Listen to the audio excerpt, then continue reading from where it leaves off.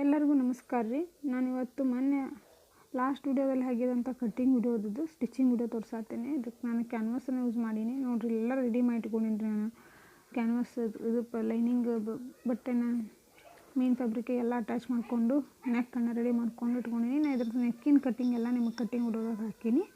ಅಲ್ಲಿ ನೋಡಿ ಇದನ್ನು ಈ ರೀತಿ ಸ್ಟಿಚ್ ಮಾಡ್ಕೊಂಡು ಎಲ್ಲ ಅಲ್ಲಿ ತೋರಿಸೀನಿ. ಅದೇ ರೀತಿನ ಸ್ವಲ್ಪ ದಂಡಿಗೆ ಫೋಲ್ಡ್ ಮಾಡ್ಕೊಂಡ್ರಂದ್ರೆ ಇದ್ರದ್ದು ಸ್ಟಿಚಿಂಗು ಮುಗಿತೈತಿ ನೋಡಿರಿ. ನಾನು ಕ್ಯಾನ್ವಾಸದ ಶೇಪ್ ಏನೈತಲ್ಲ ಆ ಶೇಪಿಗೆ ಒಂದು ಲೈನ್ ಹಾಕ್ಕೊಂಡಿನಿ. ಅಂದರೆ ಯಾಕಂದ್ರೆ ನಾನು ಅಲ್ಲಿ ಏನು ಹಾಕ್ಬೇಕಾಗೈತಿ, ಇದಕ್ಕೆ ಕ್ಯಾನ್ವಾಸ್ ವಿತ್ ಥ್ರೆಡ್ ಪೈಪಿಂಗ್ ಹಚ್ಚಬೇಕಾಗೈತಿ. ಕ್ಯಾನ್ವಾಸ್ ವಿತ್ ಥ್ರೆಡ್ ಪೈಪಿಂಗ್ ಹಚ್ಚಬೇಕಾಗೈತಿ. ಅದಕ್ಕೆ ತಂದ್ಕೊಂಡು ಮಾರ್ಕ್ ಹಾಕ್ಕೊಂಡಿನಿ. ಆ ಮಾರ್ಕಿಗೆ ಹಚ್ಚಿ ಅಂದ್ರೆ ಹಿಂದೆ ಕ್ಯಾನ್ವಾಸ್ ಎಷ್ಟು ಇರುತ್ತಲ್ಲ ಅಲ್ಲಿ ಹಾಕಿ ಮಾರ್ಕ್ ಹಾಕಿನಲ್ಲ, ಆ ಮಾರ್ಕ್ ಮೇಲೆ ಸ್ಟಿಚ್ ಬರಲಿಕ್ಕೆ ನಮಗೆ ಈಸಿ ಆಗುತ್ತೆ ಅಂತೇಳಿ ಈ ರೀತಿಯಾಗಿ ಮಾರ್ಕ್ ಹಾಕೋರಿ. ಹಾಕ್ಕೊಂಡು ಈ ರೀತಿ ಸ್ಟಿಚ್ ಮಾಡಿರಿ. ಅದೇನು ನಿಮ್ಗೆ ಒಂದು ಲೆಕ್ಕ ಸಿಗುತ್ತೆ ಅಂತ ಅರ್ಥ ಅಷ್ಟೇ, ಮತ್ತೇನಿಲ್ಲ. ಈ ರೀತಿಯಾಗಿ ಮಾಡಿ ಇದಕ್ಕೆ ಕ್ಯಾನ್ವಾಸನ್ನು ಹಚ್ಚಬೇಕು. ಹಚ್ಚಿ ಥ್ರೆಡ್ ಪೈಪಿಂಗನ್ನು ಹಚ್ಚಬೇಕು. ಇದಕ್ಕೆ ನೋಡಿರಿ ಫ್ಯಾಬ್ರಿಕ್ ಈಗ ಮೇನ್ ಫ್ಯಾಬ್ರಿಕಿಗೆ ಅಟ್ಯಾಚ್ ಮಾಡ್ಕೊಳಕತ್ತೀನಿ. ಹೆಂಗಪ್ಪ ಅಂದ್ರೆ ಅದಕ್ಕೂ ಒಂದು ಮಾರ್ಕ್ ಇದಕ್ಕೂ ಒಂದು ಸೆಂಟ್ರ್ ಒಂದು ಮಾರ್ಕ್ ಹಾಕ್ಕೊಂಡು ಆ ಮಾರ್ಕ್ ಈ ಮಾರ್ಕಿಗೆ ನೋಡಿರಿ. ನಾನು ನಿಮಗೆ ಏನು ಥ್ರೆಡ್ ಪೈಪಿಂಗ್ ಹಚ್ಚಿನಲ್ಲ ಅದನ್ನು ನಾವು ನಮಗೆ ಕಾಣಬಾರ್ದು, ಅದು ಕೆಳಗಡೆ ಹೋಗಬೇಕು.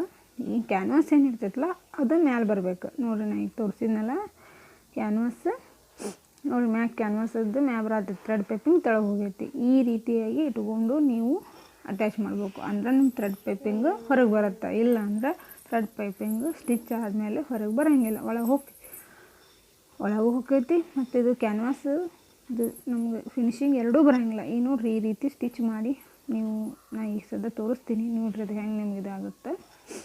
ಈ ರೀತಿಯಾಗಿ ಇದು ಫ್ರಂಟ್ ಪಾರ್ಟಿಂದ ನಾನು ಮಾಡತ್ತೀನಿ.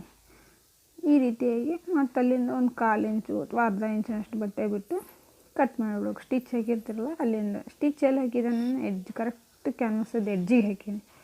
ಎಡ್ಜಿಗೆ ಬಟ್ಟೆ ಮೇಲೆ ಹಾಕೀನಿ, ಕ್ಯಾನ್ವಾಸ್ ಮೇಲೆ ಹಾಕ್ಬಾರ್ದ್ರಿ ಒಟ್ಟು. ನೋಡಿ ಟರ್ನ್ ಮಾಡಿದೆ ನೋಡಿರಿ ಎಷ್ಟು ಚಂದ ಥ್ರೆಡ್ ಪೈಪಿಂಗ್ ನೀಟಂಗೆ ನಮಗೆ ನೆಕ್ಕಿದ್ದು ನೀಟೂ ಬಂದೈತಿ ನೋಡಿರಿ.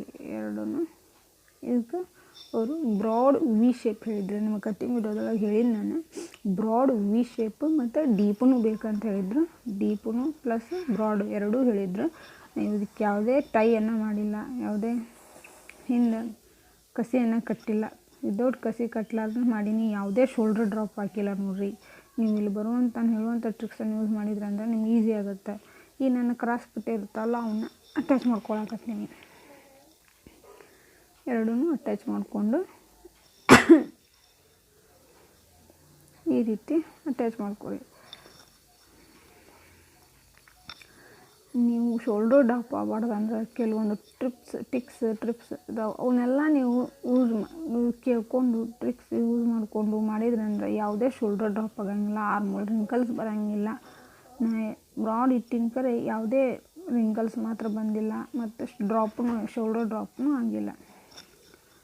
ಅದಕ್ಕೆ ಒಂದಿಷ್ಟು ಟ್ರಿಕ್ಸನ್ನು ಹೇಳ್ತೀನಿ, ಅವನ್ನೆಲ್ಲ ಮಾಡ್ಕೊಂಡು ಕಟ್ ಮಾಡ್ಕೊರಿ. ಕಟ್ ಮಾಡಿ ಹೊಲೀರಿ, ನಿಮ್ಗೆ ಯಾವುದೇ ಇದಾಗಂಗಿಲ್ಲ. ಬ್ರಾಡ್ ಇಟ್ಟರೆ ಶೋಲ್ಡರ್ ಡ್ರಾಪ್ ಆಗ್ಬೋದು ಅಂತೇಳಿ ಒಬ್ಬರಿಗೆ ಡೌಟ್ ಇರುತ್ತೆ. ಯಾವುದೇ ರೀತಿ ಆಗೋಂಗಿಲ್ಲ. ನಾನು ಎಷ್ಟೋ ಬ್ಲೌಸನ್ನು ಅದೇ ರೀತಿ ಹೊಲ್ಕೊಂಡು ಬೇರೆಯವ್ರ ಕಸ್ಟಮೈಸ್ ಬ್ಲೌಸನ್ನು ಹೊಲ್ದೀನಿ, ಯಾವುದೇ ರೀತಿ ಆಗೋಂಗಿಲ್ಲ. ಸ್ಟಿಚಿಂಗ್ದೊಳಗೆ ಇರುತ್ತೆ ರೀ ಮೇನ್. ನಾವು ಸ್ಟಿಚಿಂಗ್ ಟ್ರಿಕ್ಸ್ ತಿಳ್ಕೊಂಡ್ರೆ ಯಾವುದೇ ರೀತಿಯಾದಂಥ ಇದನ್ನು ಹಂಗಲ್ಲ. ಈ ರೀತಿಯಾಗಿ ಕ್ರಾಸ್ ಪಟ್ಟಿನ ರೆಡಿ ಮಾಡಿಕೊಂಡೆ. ಅವ್ರೇನು ಮಾಡ್ಯಾರ, ಫ್ರಂಟ್ ನಮಗೆ ಕ್ಲೋಸ್ ಬೇಕಂತ ಹೇಳ್ಯಾರ, ಬಟನ್ ಬೇಡ ಅಂದ್ರೆ ಬ್ಯಾಕ್ ಬಟನ್ ಬೇಕಂದ್ರೆ ಇದಕ್ಕೆ ಬ್ಯಾಕ್ ಬಟನ್ ಬ್ಲೌಸ್ ಇದು ಬ್ಯಾಕ್ ಬಟನ್ ಹೇಳ್ಯಾರ ಅಂತ ನಾನು ಫ್ರಂಟಿಂದ ನನಗೆ ಕ್ಲೋಸ್ ಆಗಿರುವಂಗೆ ಬಟ್ಟೆ ಸಿಗಲಿಲ್ಲ ರೀ. ಬಟ್ಟೆ ಸ್ವಲ್ಪ ಶಾರ್ಟೇಜ್ ಭಾಳ ಇತ್ತು. ಈ ರೀತಿಯಾಗಿ ರೆಡಿ ಮಾಡಿಕೊಂಡು ಅಲ್ಲೊಂದು ಸ್ಟಿಚ್ ಹಾಕ್ಕೊಂಡಿನಿ. ಇಂದ ಡಬಲ್ ಸ್ಟಿಚ್ ಹಾಕ್ಕೊಂಬಿಟ್ರೆ ಇದು ರೆಡಿ ಆಗಿಬಿಡ್ತೈತಿ. ರೆಡಿ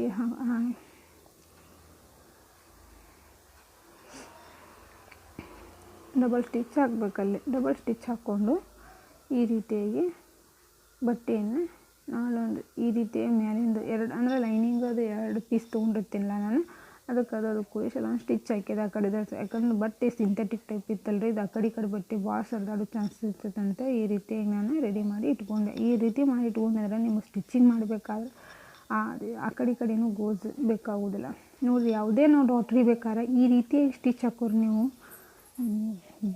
ಇದು ಡಾಚ್ ಭಾಳ ನೀಟಾಗಿ ಬರ್ತಾವೆ ನೋಡಿರಿ. ನಾನು ಇದು ಮಾಡಿ ನೋಡಿ ಸ್ಟಿಚ್ ಹಾಕಿನಲ್ಲ ಆ ರೀತಿ ಸ್ಟಿಚ್ ಹಾಕಿರಿ. ಆಮೇಲೆ ಮಾಡಿರಿ ಈ ಡಾಚ್ ಹಿಡ್ದೀನಿ.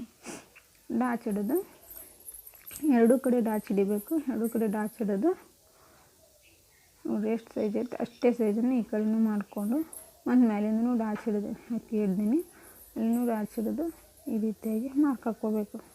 ಇದನ್ನು ನಾರ್ಮಲ್ ನಮಗೆ ಇದು ಹೆಂಗೆ ಬ್ಲೌಸಪ್ಪ ಅಂದ್ರೆ ನಾರ್ಮಲ್ ಕಟ್ಟಿಂಗ ಮಾಡೀನಿ, ಬಟ್ ಪ್ರಿನ್ಸ್ ಶೇಪ್ ಸ್ಟಿಚ್ ಮಾಡಿ ನೋಡಿರಿ. ನಾನು ಜಸ್ಟ್ ಸ್ಟಿಚ್ ಮಾಡ್ಬೇಕಾದ್ರೆ ಈ ರೀತಿ ನೋಡಿ ತೋರಿಸಿದ್ನಲ್ಲ, ನಾವು ಏನು ಡಾಚ್ ಹಿಡ್ದಲ್ಲ ಡಾಚ್ ಮೇಲೆ ಸ್ಟಿಚ್ ಬರ್ಬೇಕು ರೀ. ಅಲ್ಲಿ ಸ್ಟಾರ್ಟ್ ಮಾಡಬೇಕು. ಇಲ್ಲಿ ಏನು ಮಾಡಬೇಕು, ಸ್ವಲ್ಪ ಸೀದಾ ನೀಟಾಗಿ ಮಾಡಿಕೊಂಡು ಅದ್ರ ಮೇಲೆ ಮತ್ತೊಂದು ಈಚೆ ಕಡೆ ಆರ್ಮೋಲ್ ಕಡೆ ಶೇಪ್ ಇರುತ್ತಲ್ಲ ಆ ಶೇಪ್ ಮೇಲೆ ಬಂದುಬಿಟ್ರೆ ನಮಗೆ ಇದು ಪ್ರಿನ್ಸ್ ಕಟ್. ಜಸ್ಟ್ ನಾನು ಕಟ್ ಮಾಡಿರೋದು ನಾರ್ಮಲ್ ಬ್ಲೌಸೇ.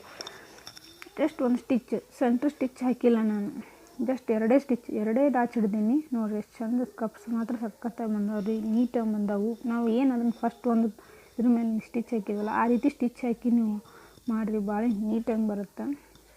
ನೋಡಿ ಆ ಸೆಂಟ್ರ್ ಪಾಯಿಂಟ್ ಈ ಸೆಂಟ್ರ್ ಪಾಯಿಂಟಿಗೆ ನಾನು ಒಂದು ಡಾಟ್ ಇಟ್ಕೊಂಡು ಮಾರ್ಕ್ ಮಾಡಿದೆ. ಮಾರ್ಕ್ ಮಾಡಿ ಈಗ ಅಂದರೆ ಅವ್ರು ಫ್ರಂಟ್ ಕ್ಲೋಸ್ ಇಲ್ಲಾರಲ್ಲ, ಹಿಂಗೆ ನಾನು ಪೂರ್ತಿಯಾಗಿ ಒಂದೇ ಸ್ಟಿಚ್ ಹಾಕ್ಕೊಂಡು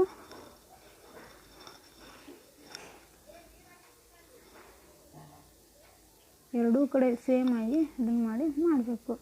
ಈ ರೀತಿಯಾಗಿ ಮಾಡೋದ್ರಿಂದ ನಮಗೆ ಇದು ಆ್ಯಕ್ಚುಲಿ ಫ್ರಂಟ್ ಏನು ಬೇಕಾಗಿತ್ತು ಕ್ರಾಸ್ ಬೆಲ್ಟ್ ಸೀದಾ ಒಂದು ಕ್ಲೀನ್ ಬಟ್ಟೆ ಬೇಕಾಗಿತ್ತು. ಸರ್ ನಮ್ಗೆ ಸಿಗಲಿಲ್ಲ ಅನ್ನೋದು ಸೆಂಟ್ರನ್ನ ಸ್ಟಿಚ್ ಹಾಕ್ಕೊಂಡೆ. ಎಕ್ಸಾಕ್ಟಾಗಿ ಸೆಂಟ್ರ್ ಬರುವಂಗೆ ಮಾಡಿ ಸ್ಟಿಚ್ ಹಾಕೀನಿ.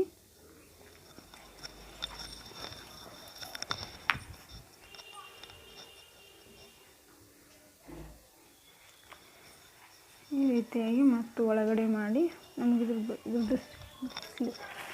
ಇದ್ರ ಬ್ಲೌಸ್ ಇದನ್ನು ಸ್ಟಿಚಿಂಗ್ನು ಒಳಗೆ ಹೋಗ್ಬೇಕಂತೇಳಿ ನಾನೇನು ನಾರ್ಮಲ್ ಬ್ಲೌಸ್ ಹೊಲಿಕೊಂಡು ಇದು ಮಾಡ್ತೀನಲ್ಲ ರೀ ಅದೇ ರೀತಿನ ಮಾಡೀನಿ. ನೋಡಿರಿ ಇಲ್ಲಿ ಸೆಂಟ್ರಿನ ಏನು ಮಾಡೀನಿ, ತೆಳಗಿನ ಮೇನ್ ಸೆಂಟ್ರಿಗೆ ಒಂದು ಪಿನ್ ಹಾಕೊಂಡ್ಬಿಟ್ಟಿನಿ. ಯಾಕಂದ್ರೆ ಕರೆಕ್ಟ್ ಸೆಂಟ್ರ್ ಪಾಯಿಂಟ ಬರಬೇಕು, ಆ ಕಡೆ ಬಟ್ಟೆ ಸರ್ದಾಡಬಾರ್ದು ಅಂಥೇಳಿ ಈ ರೀತಿಯಾಗಿ ಟ್ರಿಕ್ ಯೂಸ್ ಮಾಡೀನಿ.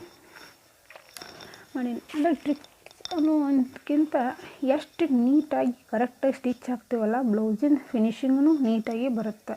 ಅಷ್ಟೇ ನಾ ಸ್ವಂತ ಉದ್ದೇಶ ಅಷ್ಟೇ. ಅದಕ್ಕೆ ನಾನು ಯಾವಾಗಲೂ ಏನು ಮಾಡಬೇಕಾದ್ರು 10 ನಿಮಿಷ ಲೇಟ್ ಆಗಲಿ ನೀಟಾಗಿ ಬರಬೇಕಂತೇಳಿ ಅದಕ್ಕೊಂದು ಏನೋ ಒಂದು ನನಗೆ ಹೆಂಗೆ ಇದಾಗುತ್ತೆ ಸ್ಯಾಟಿಸ್ಫ್ಯಾಕ್ಷನ್ ಇರುತ್ತೆ ಆ ರೀತಿಯಾಗಿ ಅದನ್ನು ರೆಡಿ ಮಾಡಿಕೊಂಡು ನಾನು ಸ್ಟಿಚ್ ಮಾಡ್ಕೊತೀನಿ. ಮಾಡಿಕೊಂಡು ಈ ರೀತಿಯಾಗಿ ಟರ್ನ್ ಮಾಡ್ತೀನಿ. ನೋಡಿರಿ ಟರ್ನ್ ಮಾಡ್ಬೇಕಾದ್ರೆ ಒಂದು ಸ್ವಲ್ಪ ಇದು ಬಟ್ಟೆ ದೊಡ್ಡದಿರುತ್ತೆ, ಹಿಂಗೆ ಟರ್ನ್ ಮಾಡ್ಬೇಕಾದ್ರೆ ಸ್ವಲ್ಪ ಕಷ್ಟ ಆಗ್ತೈತೆ. ಯಾಕಂದ್ರೆ ಅದು ನಾರ್ಮಲ್ ನಾವು ಫ್ರಂಟ್ ಓಪನ್ ಇದ್ದು ಮಾಡ್ತೀವಲ್ಲ ಅದೇ ಬೇರೆ ಆಗುತ್ತೆ, ಇದೇ ಬೇರೆ ಆಗುತ್ತೆ. ಅದಕ್ಕೆ ನಾನು ಮಾಡಿದ್ದು ರೆಡಿ ಆಯ್ತು ಫ್ರಂಟ್ ಪಾರ್ಟ್. ಈಗ ಇದು ಬ್ಯಾಕ್ ಪಾರ್ಟ್ ರೆಡಿ ಮಾಡತ್ತೀನಿ. ನೋಡಿರಿ ಬ್ಯಾಕ್ ಪಾರ್ಟ್ ಒಳಗೆ ನಾನು ಕೆಳಗಡೆ ಒಂದು ಅರ್ಧ ಇಂಚು ಸೀದಾ ಹಾಕ್ಕೊಂಡು ನೋಡಿರಿ. ಆ್ಯಕ್ಚುಲಿ ಇದು ವಿ ಶೇಪ್ ಹಾಕ್ಬೇಕಾದ್ರೆ ನಾವು ನಮ್ಗೆ ಇದು ಬೇಕಾಗ್ತೈತಿ. ಅಲ್ಲಿ ಯಾಕೆ ಹಂಗ್ಬಿಟ್ಟಿನಿ ಅಂದರೆ ನಾವು ಬ್ಯಾಕ್ ಬಟನ್ ಹೇಳಾರಲ್ಲ ಅಲ್ಲಿ ಸ್ಪೇಸ್ ಹೋಗ್ತೈತಲ್ಲ, ನಮ್ಮದು ವಿ ಶೇಪ್ ಎಲ್ಲಿ ಮಿಸ್ ಆಗೋಲ್ಲ ಅನ್ನೋ ದೃಷ್ಟಿಯಿಂದ ಈ ರೀತಿಯಾಗಿ ನೀವು ಸ್ಟ್ರೇಟಾಗಿ ಒಂದು ಸ್ಟಿಚ್ ಲೈನ್ ಹಾಕ್ಕೊಂಡು ಆಮೇಲೆ ಮತ್ತೆ ವಿ ಶೇಪ್ನಾಗ ಹಾಕೋರಿ. ನಿಮಗದು ಯಾವುದೇ ಸ್ಟ್ರೇಟ್ ಇರುತ್ತಲ್ಲ ಎಲ್ಲ ಸ್ಟಿಚಿಂಗ್ ಒಳಗೆ ಹೋಗ್ತೈತಿ. ಅಂದರೆ ನಿಮ್ಗೆ ಏನಾಗುತ್ತೆ ವಿ ಶೇಪ್ ಕರೆಕ್ಟಾಗಿ ಬರುತ್ತೆ ಅಲ್ಲಿ ಬಟನ್ ಹಾಕಿದಾಗ.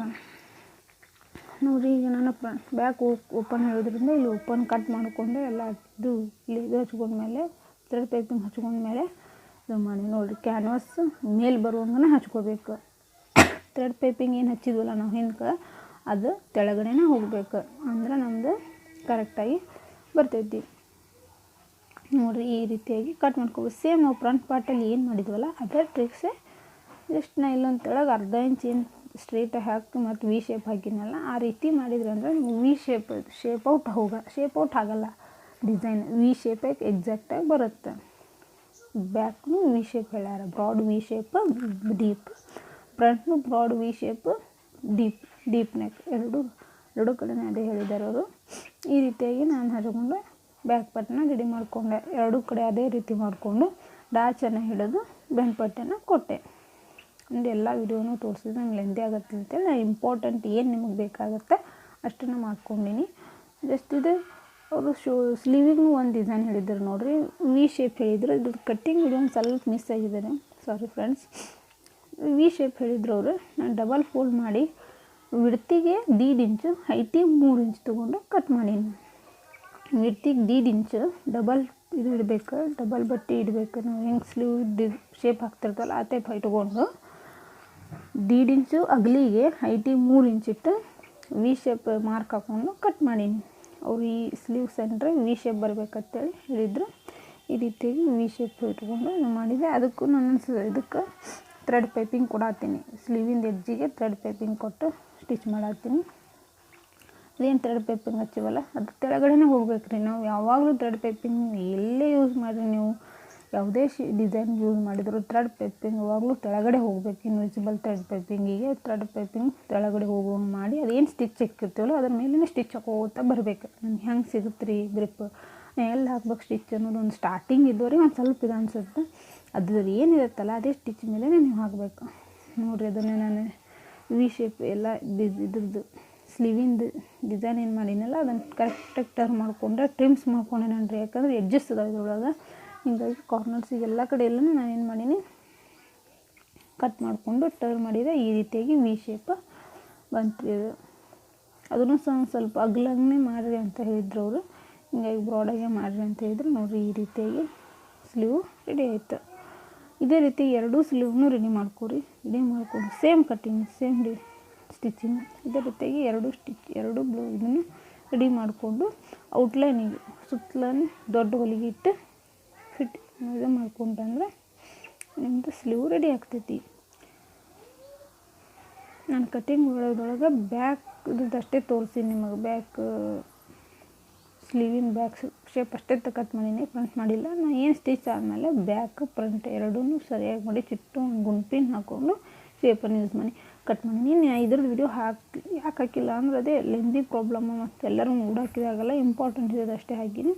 ನೀವೇನು ಮಾಡಿರಿ, ನಾನು ಲಾಸ್ಟ್ ಸಾಕಷ್ಟು ವಿಡಿಯೋ ಹಾಕಿನ. ಆ ವಿಡಿಯೋದೊಳಗೆ ಬ್ಲೌಸಿನ ಹೆಂಗೆ ಫ್ರಂಟ್ ಶೇಪ್ ಬ್ಯಾಕ್ ಶೇಪ್ ಹೆಂಗೆ ತಗೋತೀನಿ ಅಂತ ಪ್ರೊಸೀಜರ್ ಎಲ್ಲ ವಿಡಿಯೋದೊಳಗೂ ತೋರಿಸೀನಿ.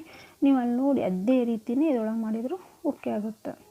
ಈಗ ನೋಡಿರಿ ನಾನು ಸ್ಲೀವ್ ಅಟ್ಯಾಚ್ ಮಾಡ್ಕೊಳಕತ್ತೀನಿ. ಎರಡೂ ಕಡೆ ಸ್ಲೀವ್ ಅಟ್ಯಾಚ್ ಮಾಡಿಕೊಂಡು ಡಬಲ್ ಸ್ಟಿಚ್ ಹಾಕ್ಬೇಕು ರೀ ಯಾವಾಗಲೂ ಸ್ಲೀವಿಗೆ. ಯಾವಾಗಲೂ ಸ್ಲೀವ್ ಅಟ್ಯಾಚ್ ಮಾಡೋದು ಡಬಲ್ ಸ್ಟಿಚ್ಚೇ ಹಾಕಬೇಕು. ಈ ರೀತಿ ಕರೆಕ್ಟಾಗಿ ಸೆಂಟ್ರ್ ಇಟ್ಕೊಂಡು ಕರೆಕ್ಟಾಗಿ ಮೆಜರ್ಮೆಂಟ್ ಐತ್ರಿ. ಇನ್ನೊಂದು ನಾನು ನಿಮ್ಗೆ ಏನು ಹೇಳ್ಬೇಕಂದ್ರೆ ಇದೆಲ್ಲ ನಾನು ತೊಗೊಂಡು ಬಾಡಿ ಮೆಜರ್ಮೆಂಟ್ ಮೇಲೆ ಮಾಡಿದ್ದು. ಅವ್ರು ಯಾವುದೇ ಬ್ಲೌಸ್ ಮೆಜರ್ಮೆಂಟ್ ಕೊಟ್ಟಿಲ್ಲ. ನಾನು ಬಾಡಿ ಮೆಜರ್ಮೆಂಟ್ಲೇ ಕಟ್ ಮಾಡಿರಿ ಅಂತ ಹೇಳಿದ್ರು ನಮಗೆ. ಅವರು ಬಾಡಿ ಮೆಜರ್ಮೆಂಟ್ ತೊಗೊಂಡು ಕಟ್ ಮಾಡಿದ್ರಿ. ಕರೆಕ್ಟಾಗಿ ಎಕ್ಸಾಕ್ಟಾಗಿ ಕುಂತೈತಿ. ಯಾವುದೇ ವಿದೌಟ್ ರಿಂಕಲ್ಸ್, ಬ್ಯಾಕ್ ಪಾರ್ಟಲ್ಲೂ ರಿಂಕಲ್ಸ್ ಬಂದಿಲ್ಲ, ಫ್ರಂಟ್ ಪಾರ್ಟಲ್ಲೂ ವಿದೌಟ್ಸ್ ಬಂದಿಲ್ಲ, ಶೋಲ್ಡರ್ ಡ್ರಾಪ್ ಆಗಿಲ್ಲ, ನೀಟಾಗಿ ಬರುತ್ತೆ ರೀ. ನೀವು ಟ್ರೈ ಮಾಡಿ ನೋಡಿರಿ. ನಾನೀಗ ಫಿಟ್ಟಿಂಗ್ ಹಾಕತ್ತೀನಿ. ಅವ್ರದ್ದು ವೇಸ್ಟ್ 32 ಇತ್ತು. 32 ಅಂದ್ರೆ ಅದ್ರದ್ದು 4ನೇ ಭಾಗ 8 ಇಂಚು, ಕೆಳಗಡೆ ವೇಸ್ಟಿಗೆ 8 ಇಂಚ್ ಹಾಕೀನಿ. ನೆಕ್ಸ್ಟ್ ಆರ್ಮೋಲ್ ಎಷ್ಟಿತ್ತು 16 ಇಂಚು, ಅದ್ರೊಳಗೆ 16 ಇಂಚಿಂದ 8 ಇಂಚು, ಆರ್ಮೋಲ್ ಒಳಗೆ 8 ಇಂಚು, ಮತ್ತು ಅವ್ರದ್ದು ಸ್ಲೀವಿನ ಫಿಟ್ಟಿಂಗ್ 5 ಇಂಚು.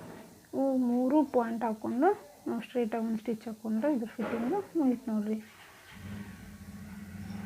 ಈ ರೀತಿಯಾಗಿ ಬ್ಲೌಸು ಎರಡೂ ಸೈಡ್ನ ಫಿಟ್ಟಿಂಗ್ ಮಾಡಿಕೊಂಡು ರೆಡಿ ಮಾಡಿದ್ವಿ ಅಂದ್ರೆ ನೋಡಿ 8 ಇಂಚಿಗೆ ತೆಳಗೆ ಫಸ್ಟ್ ಇದೊಂದು ಹೇಳ್ತೀನಿ ನೋಡಿ ಫಿಟ್ಟಿಂಗ್ ಹಾಕತ್ತೀನಿ. ಇನ್ನೊಂದು ಸೈಡದ್ದು 8 ಇಂಚ್ ತೆಳಗೆ ಈ ರೀತಿ ಹಾಕ್ಕೊಂಡು ಸೈಡ್ ಈ ಕಡೆ ಏನು ಮಾಡಬೇಕು, ಆರ್ಮೋಲಿಂದ 8 ಇಂಚು ಹಂಗೆ ಮ್ಯಾಶ್ ಶೋಲ್ಡ್ರಿಂದ ಇಲ್ಲಿ 8 ಇಂಚು. ನೆಕ್ಸ್ಟ್ ಇಲ್ಲಿ ಸ್ಲೀವಿಗೆ 5 ಇಂಚು ಹಾಕೋದಿದ್ದು ಏನು ಹೇಳಿದ್ನಲ್ಲ ಅದು ಸೇಮ್ ತೊಗೊಂಡು ಇಲ್ಲಿ 5 ಇಂಚು ಹಾಕೋಣ. Thank you friends, subscribe please.